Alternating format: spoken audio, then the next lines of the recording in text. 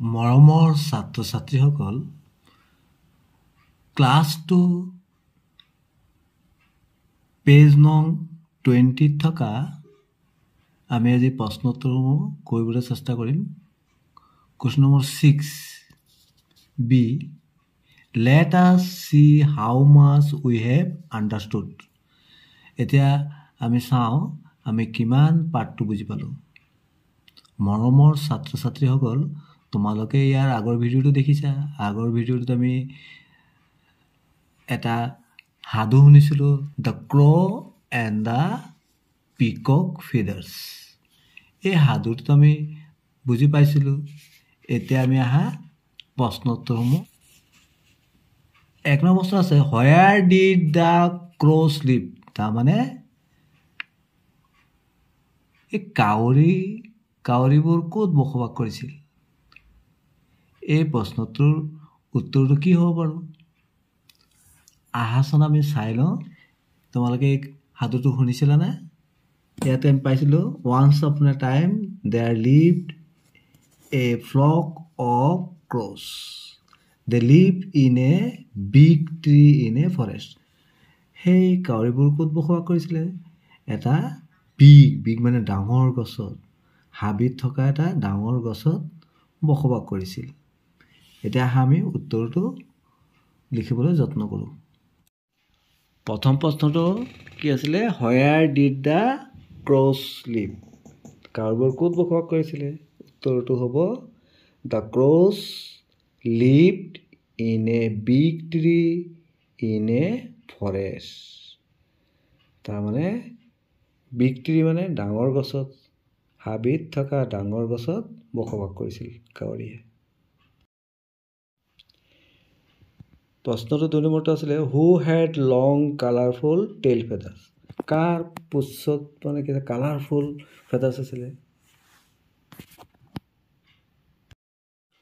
Answer, the peacock had long colourful tail feathers.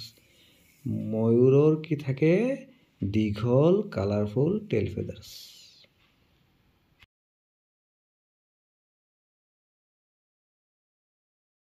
পিছৰ প্ৰশ্নটো আছিল, what was lying on the ground. এই প্ৰশ্নটোৰ উত্তৰটো আমি সাধুত পাইছিলোঁ। A few days later the crow' saw' some peacock feathers they were lying on the ground near the tree. তাৰমানে কি পৰি আছিলে?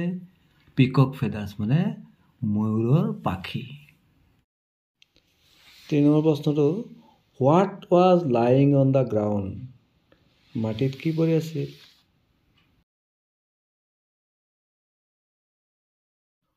Answer, some peacock feathers were lying on the ground. Some মানে কিছুমান, পিকক ফেডাৰ্ছ মানে ময়ূৰৰ পাখি, লাইং অন দ্য গ্ৰাউণ্ড গ্ৰাউণ্ডত পৰি আছিল বা মাটিত পৰি আছিল। 4 নম্বৰ প্ৰশ্ন, হোৱাই ৱাজ দ্য ক্ৰ' ছেড। তাৰমানে কাউৰীজনী কিয় বেজাৰ হৈছিল? তোমালোকৰ মনত পৰিলেনে? তাৰমানে তাৰ কি আছিলে? তাৰ ক'লা আৰু খুব চুটি কি আছিলে? পাখি আছিল, হয়নে? ময়ূৰ নিচিনা আছিলে। ময়ূৰতো দীঘল কালাৰফুল থাকে, সেইকাৰণে দুখ লাগিছিলে। আহাচোন আমি উত্তৰটো চুটিকৈ লিখোঁ।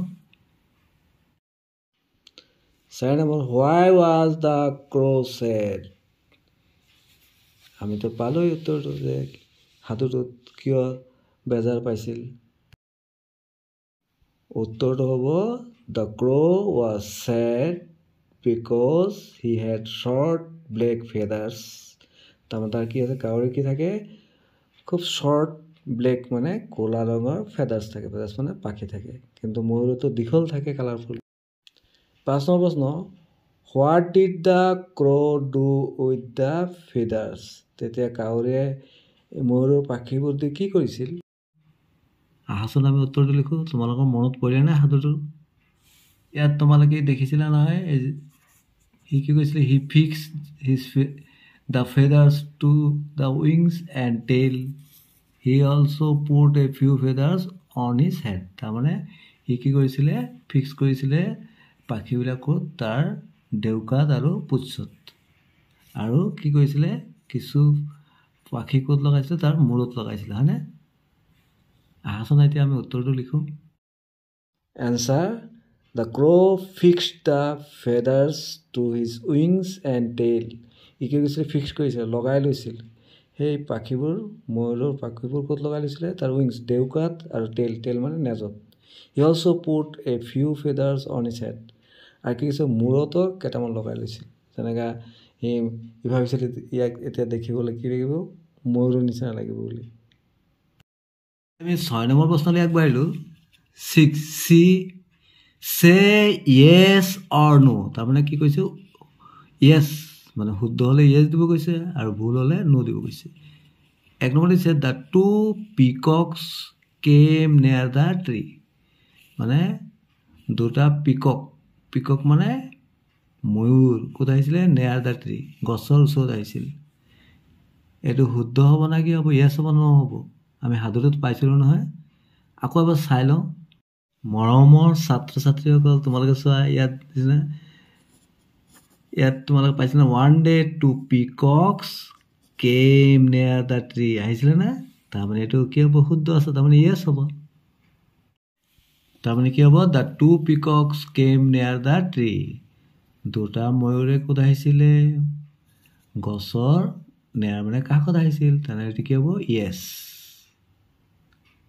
2 নম্বৰটো কি আছে the crow' had long colourful tail feathers crow' মানে কাউৰীৰ কি আছিল কালাৰফুল মানে ৰং বিৰঙৰ ফেডাৰ্ছ আছে পুচ্ছত কি আছে পাখি আছে টেইল ফেডাৰ্ছ মানে পুচ্ছত কি আছে পাখি আছে জানো নাই নহয় তাতো শ্বৰ্ট থাকে শ্বৰ্ট ব্লেক কালাৰৰ থাকে হয় নাই মৰা চৰা থাকে তেনেহ'লে এইটো কি হ'ব নো হ'ব number 3 the crow' started dancing with the peacocks এই সাধুটোত আমি পাইছিলোঁ নহয় যেতিয়া ময়ূৰৰ পাখি লগাই ল'লে ডেউকাত মূৰত তেতিয়া এই ময়ূৰ চৰাইৰ লগত কি কৰিছিলে নৃত্য কৰিব গৈছিল ডান্স কৰিবলৈ তেনেহ'লে কি হ'ব ট্ৰু তাৰমানে য়েছ পিছৰটো peacocks have long colourful tail feathers ময়ূৰৰ কি থাকে দীঘল লং মানে দীঘল কালাৰফুল ৰং বিৰঙা টেইল ফেডাৰ্ছ মানে পুচ্ছত কি থাকে ফেডাৰ থাকে ফেডাৰ্ছ মানে পাখি মানে কালাৰফুল পুচ্ছ ফেডাৰ থাকে নাই সঁচা কথা তেনেহ'লে কি হ'ব য়েছ এতিয়া আমি কুৱেশ্যন নম্বৰ 6 দিলৈ আগবাঢ়ো rearrange the group of words to get meaningful sentences write them down in the given space one is done for you তাৰমানে ৰিএৰেঞ্জ কৰিব গৈছে মানে কি সজাব কৰিছে গ্ৰুপ অফ ৱৰ্ডছ কিছুমান ৱৰ্ড দিছে যিখিনি আমি সজাব লাগে আৰু মিনিংফুল মানে যাৰ অৰ্থ প্ৰকাশ পাব লাগিব বাক্যটোৰ সেইদৰে সজাব গৈছে এটা কৰি দিছে they lived big tree in a forest in a এইটো কি হ'ব সজালে they lived in a big tree in a forest আমি সাধুটোতো পাইছিলোঁ এতিয়া আমি নম্বৰ 2টো আছে I wish colourful feathers too এইটো কি হ'ব I wish I had colourful feathers too 3 নম্বৰত আছে হি থট এ পিকক লাইক কি হ'ব he thought he look like a peacock তেনেহ'লে আমি প্ৰথমে কি সজাব লাগিব he thought he looked like a পিকক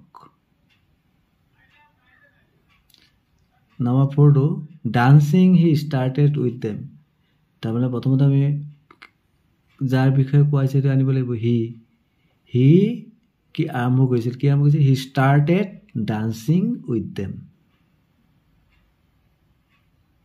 হি ষ্টাৰ্টেড ডান্সিং উইথ দেম